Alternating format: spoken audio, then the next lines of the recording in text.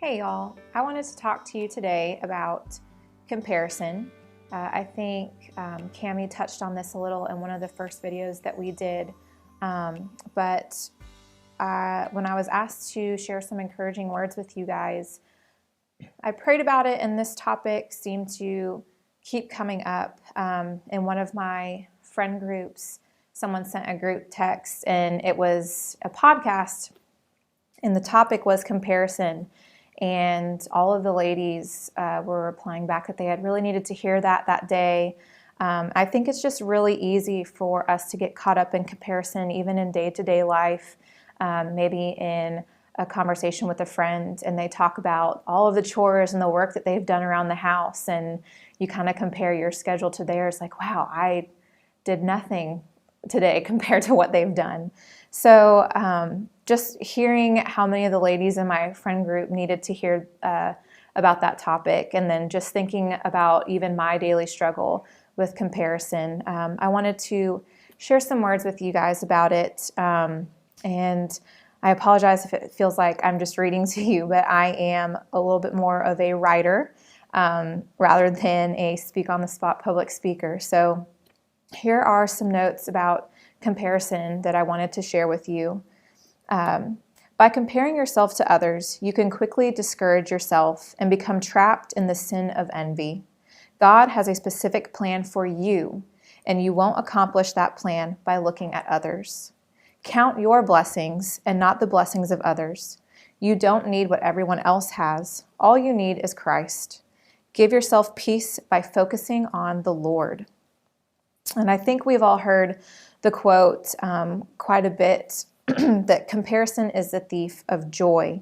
And I think that can be especially true in our industry, from maybe wishing that you were involved in a different series or maybe on a different team, or maybe you've been comparing your weekend schedules to that of your friends, and you wish that your husband had a role that allowed him to be at home with the family a little bit more.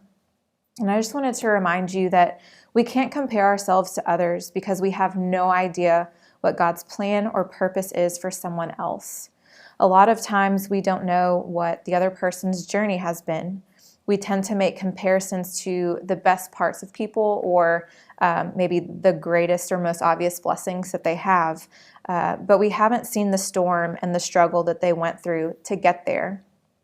Everyone's journey is different, and this verse in Galatians is a reminder of that.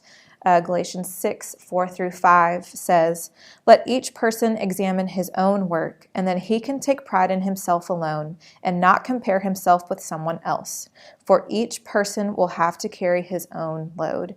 And it's just a reminder that we're each going to go through our different trials and tribulations. Not one person's journey will look like another person's. And then also with comparison, there's comparing yourself in your own mind to others, but then there's also the possibility or the occurrence of other people comparing you and sharing their own thoughts and ideas about you. So I want to encourage you to not let someone else's own idea of who you are or what you can do bring you down. Others will compare you or have their ideas of you, but you know who you are. Don't let these thoughts and words fuel insecurity or jealousy, especially when it comes to your relationships. I think this happened a lot in high school and even into my adult life. And now, when you're part of a friend group and people that are on the outside looking in will say, oh, well, she's the pretty one in the group, or she's the athletic one, or, oh, she's the smartest one in the group. And I think sometimes when you're constantly hearing other people compare you to your friends, it can get under your skin or fuel some insecurities. So don't let comparison divide your relationships. And I think this is so important because Proverbs talks about, let me flip to it really quick. A tranquil heart is life to the body, but jealousy is rottenness to the bones. And when you're constantly comparing yourselves or wishing that you had something that someone else has. You can become caught up in that jealousy and that envy once it sparks, and it just becomes so toxic to not just yourself, but to your relationships. You are unique. You are one of a kind. You have your own journey and your own purpose to glorify God. So this is your reminder to get those comparisons out of your head. Remove those thoughts and fill your thoughts with truth. Dive into the Word. Our minds are renewed by the Word. So dive into it, pray on it, and just declare the truth about who you are. And something else you can do is to find those friends that love you for just the way you are, no matter what, and who remind you of how special you are.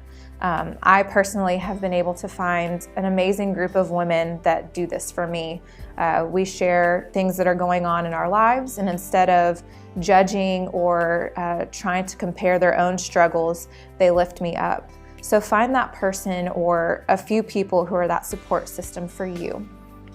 And lastly, because I suggested that you dive into the Word, here is a little bit of the Word that I want to leave you with. And this is from Psalm 139:14. And it says, "For it was you who created my inward parts. You knit me together in my mother's womb.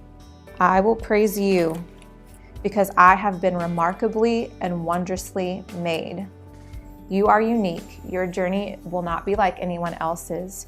You are remarkably and wondrously made, and you do not compare to anyone else.